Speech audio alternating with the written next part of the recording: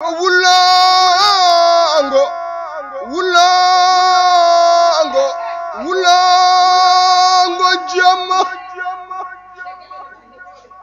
Ko wulango jamma yo. Ina bone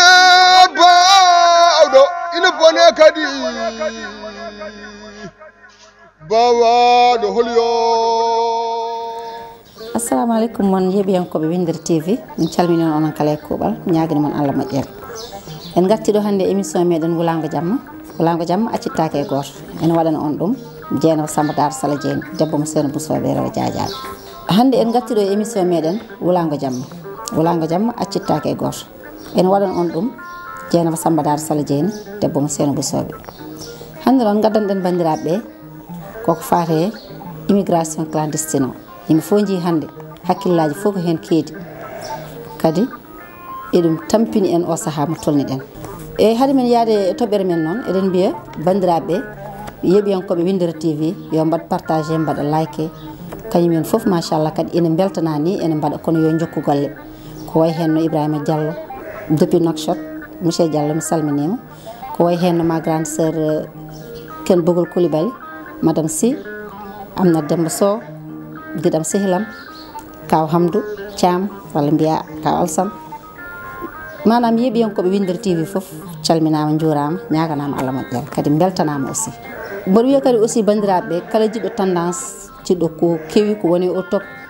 yo ya Diaw Dia Tissi Rufisque walla Tali Diallo walla yaha Pôle Textile aussi nana marché HLM walla marché Dior walla yaha Djibi Diallo Nabi Boutique 1 Nabi Boutique 2 Pikine marché 5 so ɗum ɓenni noon en garata toɓɓere meɗen hande mbiɗen gaddanɗen bandiraɓe ko immigration clandestine manam sagataɓe tan yahoɓe laaɗe ɓe ɗum wiyata sagataɓe tan ni saabu joni hay rewɓe ne jaaha hen donc hande ko ɗum gadduɗen kadi ɓe ɗum tampini en oɗo saaha mo tolniɗen kadi pittali kewɗi kadi mbomima hen sukaɓe nani hen saaha aɗa haalni ni wonɓe ganduɗa duuɓi mumen nani hen ni aɗa miijoɓe holko fotata nawde ɗumen kono ma taw jamanu tolnima ɗe ganduɗa ko namdima ɗum bien vrai ni wona solution saw so ƴeewama wona solution to neɗɗo yahata kam ene andi tigui ɗum ɗo hennen yelli guura hen yelli mbasa hen on risque ɗum kam wona solution kono hen saaha ko wiyete mal nécessaire ko mataw ko ɗum woni ɗo saahaji ni won yahoɓe laaɗe he nawata ɗumen ko gonga tigui ko basal tampi manam hunde foof mbaɗi liggi jangi ha gayni ni donki dañde ɗo liggi aɗa ƴeewa kadi aussi won situation mo jinnaɓe ma goni jaaha ha donka wawde supportude ɗum ɓen won hen ina ƴettalaɗe ene jaaha won hen nanɗo mbaɗi tout ha ndendini ko coodi visa ji jaaha e ambassade uji he pour fewnude visa ko probléme mbiyeɗa hande janggo rendez-vous ji ɗi gasata nodda ko ardi foof ni hay passeport o tan mo ganduɗa tan c'est obligatoire citoyen faut daña ɗum hande pour daña ɗum ko probléme par ce que sa ari ko condition ngaji ɓe mbaɗantuma de ɓe mbiyatma ko so tawi ka heñaki mbaɗa normal o so tawi aɗa heeñi ɓe namdotama hen koko ganduɗa hay goto anda somo no foti te ɗum ɗon fotani wonde ɗum ɗon foof ina jeeya ko waɗata yimɓe découragé ko joguinoɗa jaaha ambassade pour ƴewde visa de 1 a tottatake visa de 2 kadi ko gaddunoɗa pour kadi sodde visa ko ɓe kepta kadi ɓe kalanma kadi goɗɗum rendez-vous ji ɗi gasata ɗum ɗon ko découragement jeune uji kewɗi ko ɗum tahata ɗumen ƴettude laaɓe won hen kadi aussi nanɗo kam ɓen kam min mboɗo wawi wiide ni min mi yiyani ni ko jahata par ce que an aɗa jogui boutique ma aɗa yeeya walla aɗa jogui ni somme mo ganduɗa oɗo somme sa waɗi ɗum investir e boutique ma walla a waɗi goɗɗum a udditi goɗɗum e oɗon somme aɗa wawi wadde hen investir an joɗoɗa ɗo hen mais min mboɗo yiyaɓe ganduɗa ne jeeya boutique aji men walla ndendina haalis fodde 4 millions 6 millions voire ga 8 millions ndendina mbiya ina jaaha e laaɗe aɗa ɗum ɗon kam vraiment kam ko hunde nde ganduɗa mi yiyani ɓen ko jahata donc eɗen mbiya kadi bandiraɓe yo gartir hakkillaji mumen no fewi min pour min laaɗe ɗe wona solution arsuka ni ko gonga ɗo woni foof ma neɗɗo taw ɗum kadi to neɗɗo jooɗi foof arsuka mum ma ar hoto neɗɗo heppu ko gonga ni ko Allah foti tottude neɗɗo ko ma heɓ ɗum kono noon kadi en tolnima e jamanu mo ganduɗa c'est vrai no muusi de par ce que jeune uji ɗi tampi jangi nana jooɗi dañani liggeyaji kadi ko ɓuuri hen kadi musde jeune uji ɗi ina jeeya ko ganduɗa laamu ngu won ummotoɓe bangeji goɗɗi ngara tawa bien vrai gona Sénégal naaɓe mais so ngari ɗo hen wadde investir totte hunde foof mbaɗa tawa an Sénégal naji aɗa yinno ni uddidde société donka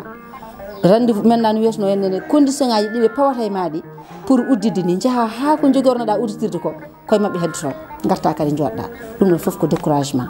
ɗum kadi ko laamu ngu ene ɗum ɗo so uddinno ko wayno usine aji walla ko uddinno ma jeune uji liggotono hen saabu hande min mbaɗa wawi wiide jeune uji min tollima ɗo ganduɗa natti yawde de hayso won koɓe jawanno joni kam koɗo ɓe jaggi ɓe donki mais wona yawde kono ha hande eɗen mbiyaɓe tan yoɓe gartir hakkillaji mabɓe ganda laaɗe ɗe wona solution hen sahaji kadi jeune uji ɗi ko jinnaɓe mbaɗata ɗumen hen poussé holno ɓe mbaɗirtaɓe hen poussé par ce que so ɓiye ne wone galle a yiya ɗum suba fuu mo pinɗa aɗa yenna ɗum walla ko gonga ni tawa ni nana waɗa effort mais a serata e wiide ɗum ƴeew ɓi kaari yeehi to ƴeew ɓi kaari nan to nana waɗa ni nana waɗa to an aɗani ga aɗani ɗum ɗon ani hoore ma yahat hankkadi ha ɓerde ma hankkadi ummo hen ni ene woni hen ko ɗum waɗata ɗumen ƴettude laaɗe ɗe te tawa arsukaji potani omo wawno yaade caggal leydi ni kanko o wasa firtude walla ni kanko gonɗo o caggal leydi o firtani kanko gonɗo ɗo o firta ɗum ala ɗo dari donc hen sahaji yo yummiraɓe gartir hakkillaji mumen ganda aussi won konnguɗi ɗiɓe kaala ɓiɓɓe ɓe ko ɗum addanta ɗumen ƴettoyde laaɗe te tawa ɗum ɗon kadi haydara jarani hen saabu so tawi neɗɗo yano ko yiiloyade an yummiraɗo aɗa puusa ɓe yo yiiloyo tawi wonde a artiranama koor voir ni sahaji mbasa hayyide koor jomum wiye tan jomum majji men nden anda koko wuuri anda koko maayi donc yo yummiraɓe gartir hakkillaji mumen no fewi ganda kadi aussi neɗɗo kam guurɗo arsugo mum nana yeeso haydara jombani ɗum e aduna ko ɗum gaddano ɗen yeeɓiyankoɓe Windere TV ko fate immigration clandestine hande ko ɗum gaddano ɗen eɗen mbiya tan ha hande yo jeune ji gartir hakkillaji mumen ñaago kadi wurde sellude neɗɗo sen wuuri no selli kadi haydara jombani ɗum kadi joom sukudu ɓaleeru haydara jombani ɗum dañde kono ha hande ko gonga ni yoɓe jiilo liggeyaji yoɓe mbaɗ effort aji e foof mais kam laaɗe ɗe wona solution donc noon yeeɓiyankoɓe Windere TV on beltanama kadi kala e saaha yon jokku wadde partagé jokkon wadde like jokkon machallah wadde aimé ha saaha goɗɗo